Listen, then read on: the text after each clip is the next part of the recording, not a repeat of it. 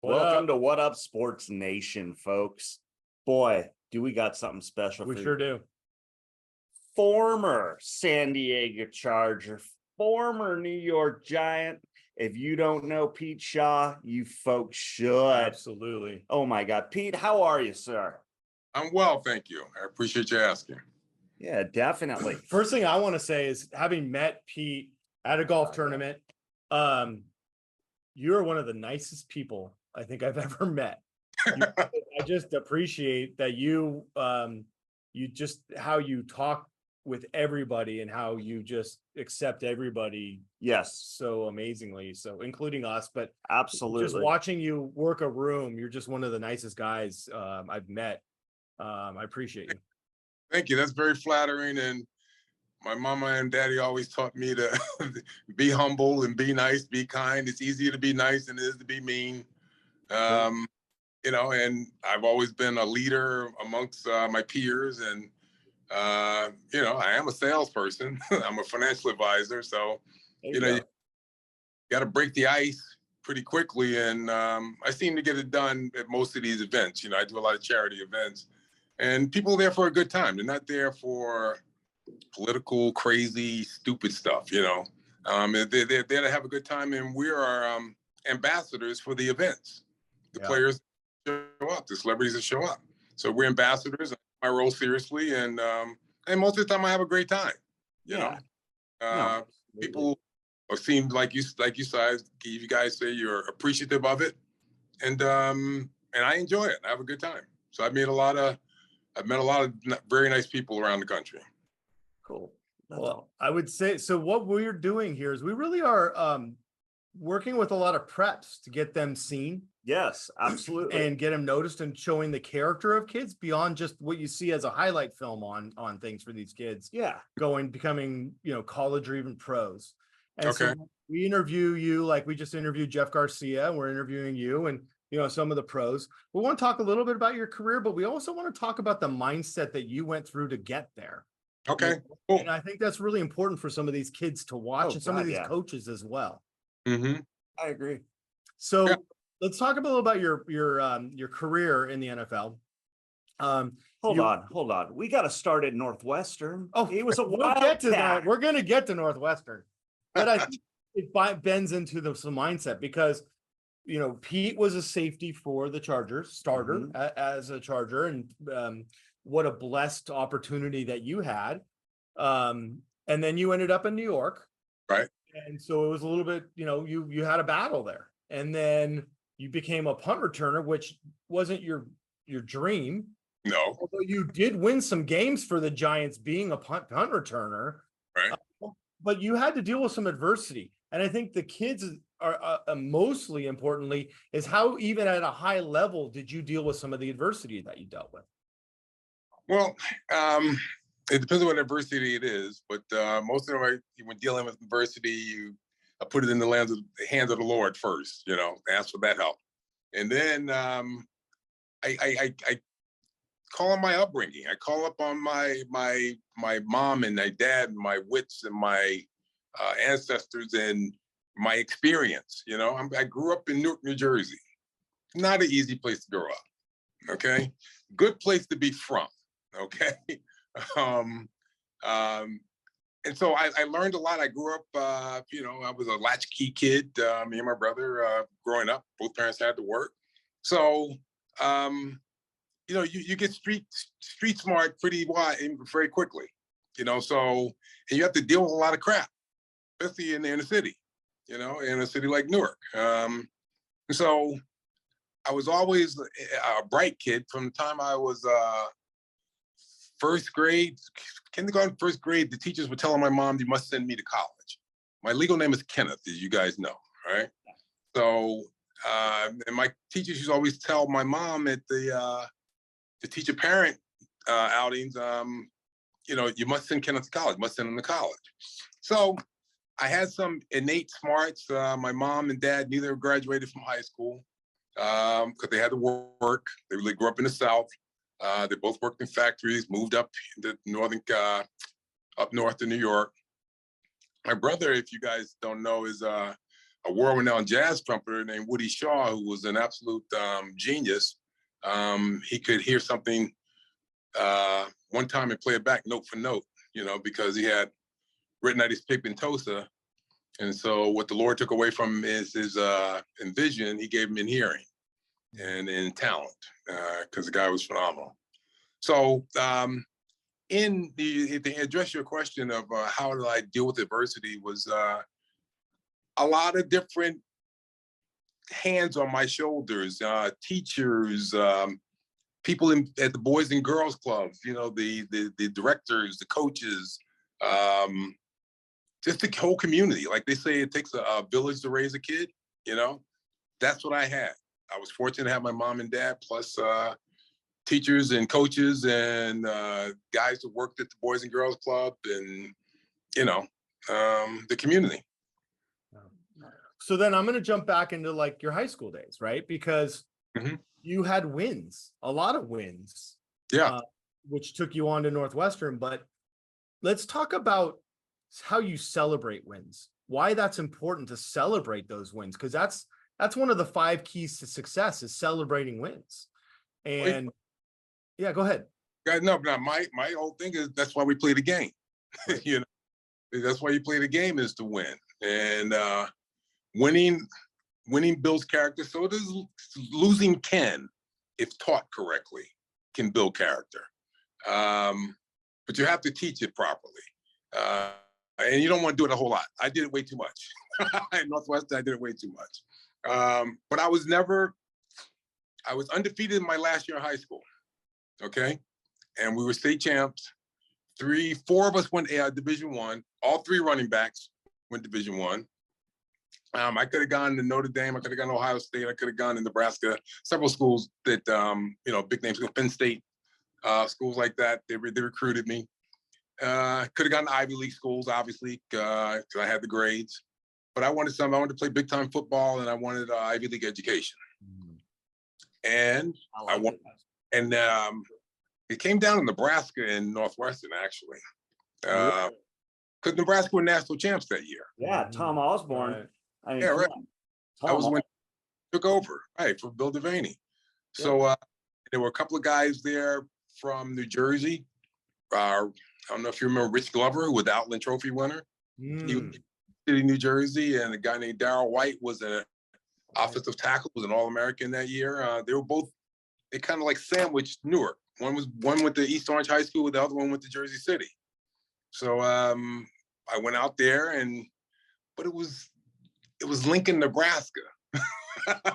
I'm a kid who used to ride on the subways from the time he was 12 or 13 years old in Newark. I was a city kid.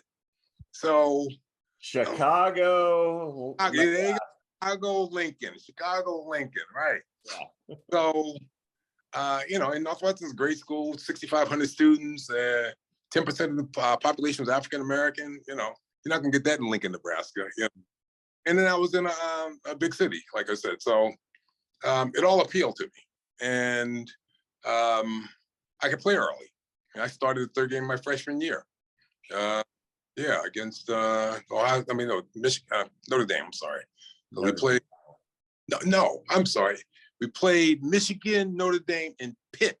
It was the team I started against. Wow. And that's when Pitt was always in the top 15, top 10. Well, this was the time when Johnny Majors was the coach, and interesting story. Now that I'm old and the regimes have changed, when I went to Pitt the first time, I took a recruiting trip. Okay, took a recruiting trip to Pitt, and they said, "So what do you think?" Right after the visit, I said, "Not so much." All right. So they said, I went home, and me and my girlfriend at the time wanted to go to college together. Now, she was in high school, she was number 2 in the class of 714, and I was number 13 in the class of 714, right?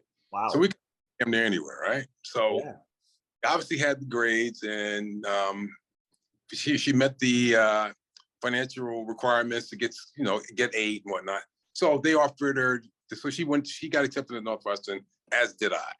So they knew that we wanted to go to school together. So Pitt said, okay, Pete, what if we fly you and your girlfriend back for a second trip? Okay. We'll put her in a hotel, put you in the dorm, and we'll give her a full scholarship. Obviously, you have a full scholarship. We'll fly your parents to all your home games. We'll give you an expense account, and we'll give you an automobile. Okay. And I was like, I went back for the second trip. Okay. And this is where the street savvy and the experience and all the ancestors come into play. At 17 years old, I knew that if I took that deal, they owned me. Yep. They would own me. Yeah. Now, I know some players that said they had coaches pushed the offer across the table to them, and they looked at the offer and said, Coach, you ain't even close. Okay, that's what went on back in the 70s and 80s. You know, I don't think it's so much anymore because now they can make their own money. You know, so. Oh yeah, big that time. was. Boy, there was a lot of that going on. I mean, the Marcus Dupree, the Yeah, and he's younger than me. Yeah. So I mean, come on. I mean, some guys took a cut and pay to go to the pros. yeah. You know, coming out of these schools, especially down in the Southwest. You know. Oh yeah. I'm not gonna call names, but you know, it went down like that. You know? No, I get you. Now, so you're starting in your third game. You're playing against Pitt. You're sitting there. The first moment you step foot on the field, what's going through your head? Play hard, win, compete, do what got you there. Nice. Do what got.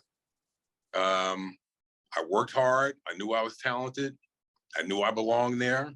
I came in as a freshman, obviously a highly recruited freshman, because I turned down Nebraska to go to Northwestern. Yeah. Not everybody on the team got offered scholarships to Nebraska. I doubt that more than two of us did. Okay, because we had a running back. He went to the pros the same time I did. His name was Greg Boykin. He was from Kent, Ohio. Now he was a highly recruited running back because Ohio State and Michigan and Michigan State all offered him. You know, so he was that kind of talent out of Ohio. That was around the time of Archie Griffin and Gordy Bell, and you know that time back in Ohio. But he went to the pros. He got drafted, and but he only lasted a couple years. I mean, he was a big back, but he didn't run hard enough. You know, he wanted to be a scat back. You can't be a 40 pounds. You know what I mean? No. You got to run some people. I mean, that wasn't his style. So anyway, I love him. So where were we?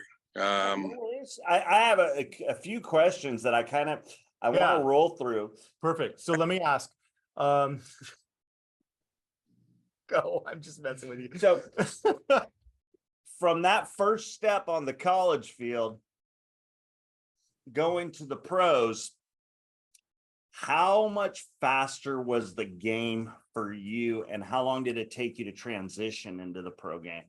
You know, the thing is, as a DB, everything's always fast. Okay, everybody's fast. You're the fastest people on the field, so it didn't speed up that much. Okay, it was just more people faster. You know, and like my buddy said, my buddy Willie Buchanan said, he remember they were looking at watching film of a team. He said, "See that boy there? He fast. See that boy there? He faster than that." He said, "See that there? He faster than all of them." I like it. It was like all of them are fast, you know. So you get to the pros, and you don't expect, you know. I mean, to watch. I tell you what was different. Watching the big guys move. Okay, that was the difference. Watching the big guys move, and the linemen, those big old butts. I mean, how quick they were, how agile they were. That was impressive. Now, the impressive thing I saw was when I got traded to the New York Giants, because we had little linebackers in San Diego. We had Woodrow Lowe, we had Ray Preston, Bob Horn. I go to the New York Giants, and there's this guy, 6'4", 250, ran like the wind. His name was LT. Oh, yeah.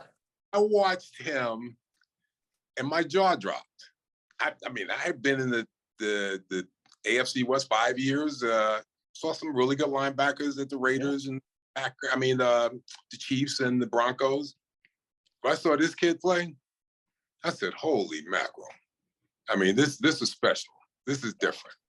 So that was the first time I had seen somebody like that move like that. You know, that size with that kind of quickness and speed and strength, because he jack up tackles and stand them up and back them up and toss them to the side. It's like, wow, I never seen anything like that. So that was impressive. That was a whole new generation of linebacker that was coming out back then too. Changed the whole game. Yeah, changed the game. It did. That's why that's what they talk about blindside. You Yeah. know, you had to start getting tackles who could block those people like Derek Thomas and Lawrence Taylors and people that caliber. You know, so yeah, I agree. That was just something new and different, because being a safety, the tight ends of today. Man, let me tell you something. There's no way in the Tell world. me. There's no way in the world that you can let. Why you think what's his name has all these records? The big tight end Grunt. Because nobody big ass. I mean, he's 6'7", whatever, running down the middle of the field, and nobody can jack him up under his chin. When I played, I would have put my helmet right in his throat. Yep. He's been looking for the little guy. Where is he? Where is he going? Well, I'd have blown his knee out by now. Yeah. I mean, it's like, okay, I can't hit you in your throat. You better watch your legs. You know what I'm saying? You better watch your legs, because I'm going to take you out. The game now is bump football. You know what I mean? It's no hits. I mean, the thing today is people get upset when you hit people really hard these days. Everybody's looking for him to be injured. Everybody's waiting for the flag. The guy can get hit, then he could fake it. It's like my kids. They're like, Dad watching? Oh, I can play, I can play hurt. Then my brother get in trouble, So it's like the football players. They can get hit. They'll look around, lay down and wait for the ref to come over and throw a flag. So, where was I? Let me jump in, because this begs the question of eras, right? Yeah. Because we talk about Tom Brady, Joe Montana. We're talking about GOATs, right? Right. Joe Montana had to play in a totally different area where you could jack up his receivers. Right. Right. Tom Brady didn't come in the era of that, but you still got to give him credit for what he's done. Absolutely. I mean, but here's the thing. You can't cover Randy Moss and not touch him or beat him up or try to intimidate him. You can't do it. Nope. You know what I mean? You just can't do it. Back in the day, the Paul Warfields and the Charlie Joiners and, the Kellen Winslows getting beat halfway down the field. Hands all on them, bumping them, But you can't let Randy Moss run around the field in New England and have somebody as great as Tom Brady throwing them the football. No, that's why all the records got broken by the younger dudes. Which still puts Jerry Rice in a whole nother stratosphere for what he did. Stratofield or stratosphere? It doesn't matter. It's the same, right? Because this guy was all universe. When you really have to talk about GOATs, he was beat up all the way down the field, and he did what he did. Yeah. He did, yeah. I agree.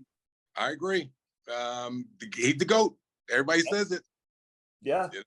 I agree. We were fortunate enough where we are that we got to see him play every Sunday. All the time. Yeah. Oh my God. Unbelievable.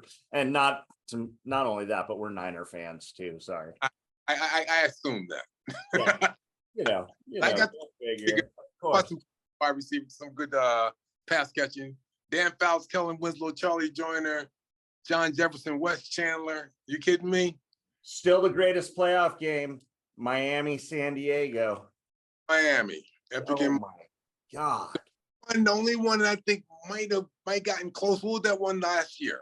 The shooter. Was Kansas City and somebody? Who was it? KC, Buffalo.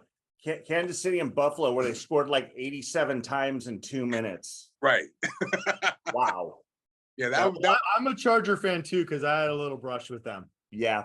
So Okay. I was under Boss Ross and Stan the Man Humphreys, and so I Okay. spent 3 weeks. Okay. All right. So Boston. you and I we're alumni, and this. Well, I wasn't enough to be alumni, but I appreciate the Chargers too, and I love what they're doing right now. Yeah. Justin Herbert. I hope they're loading up, but I'm not going to say it. It's all right. You don't have to if you don't want to. I'll see. I'll tell you when I see it. So I'll tell you. Fair enough. Let's do this, because I mean, you've got to do a lot of things, and you've been out there, you're doing the charity events, and you're talking to people and stuff, but you're also a fan of the game still. Mm-hmm. What do you think is the most important thing for kids coming up? Because everything in college right now is this NIL, Yeah. and everybody's getting paid, and it's about money, and there's a difference in the game from when you played to what it is now. Absolutely. How do you still think there's a value of character in the game, or do you think that's going out the window? No, because it's not going out the window. It can't go out the window. You can't go out the window if you're going to have a successful program. If you allow character to go out the window, then what did that do for your team, for your team's goals and destiny? If you have a team without character, you don't have a team, and and I always said this thing with these kids making money is, it's got to be tough on the locker room unless the coach gets a handle on it. Okay, it's got, because you have haves and have-nots. Okay, I'm a bigger star than you. I'm making more money than you. Okay, that can be very divisive. It can be. I'm not against it. I'm definitely not against it, because they've been exploiting players forever. The universities have, making millions off of players, off of jerseys and licenses and all that stuff. And the players deserve it. But how do you table it? How do you compensate without one guy riding up in a Jag and another guy, in a pickup, a raggedy old pickup that his grandma gave him? How do you fix that? How do you keep that from ruining the locker room? That's my big concern about it, is the haves and the have-nots, how people deal with it. I don't care about them making money, but it's how do you do it, and how do you teach them about money? What are you doing to teach them about the fact that they are making money at such an early age? How do you manage that money? Do you go out and buy bling? Do you go out and buy everybody something? Do you go out and reward the neighborhood and take out your boys or whatever? Or are you responsible? Yeah. You're setting your future up for, maybe I don't have to play professional football. You know what I mean? Maybe I start a business when I get out. Maybe they go talk to a financial advisor. Exactly. Exactly. Absolutely. And say, okay, with a plan, you keep doing this, or, let's experiment with this. Yeah. Because maybe you play and you start a business and you say, I can retire early. You know what I mean? I don't have to play as long as some guys. We got to finish this up, but I wanted to do something fun with you. What's that? There's a lot of different leagues, like they come out with the USFL, and you had the arena leagues, and then the XFL had their thing where they were trying to change the game and be a little different. They never really did. I'm going to throw out the first way, but if you were to change the game, create your own football league to try and compete against the NFL, what would you change? And my first thing would be to take kicking out of the game completely. What would you change? Well, I was special team player of the year my first 2 years with the Chargers.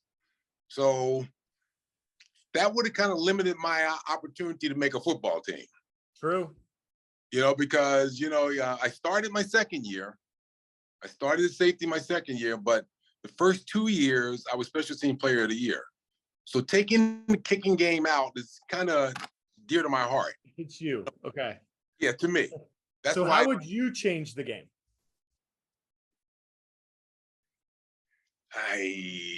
I'm not a big fan of this of the way they tackle these days. You know what I mean? I can't control. I mean, they're titty bumping out there. You know what I mean? They're running around. You got these great athletes with pads. They barely wear any pads. Okay. I mean, the pads are like styrofoam or whatever. Nobody hits anybody anymore. You know what I mean? It's a thump league. You know, it's no So would wrap. it be better if all the pads were gone? Ooh, so That's where they're playing now. You're going way old school. That's a no face mask league. Yeah. Oh yeah. Right. The way they're playing is what's the point of the pads? That's the leather helmet league. Yeah, I know. I don't know. I'd like to see I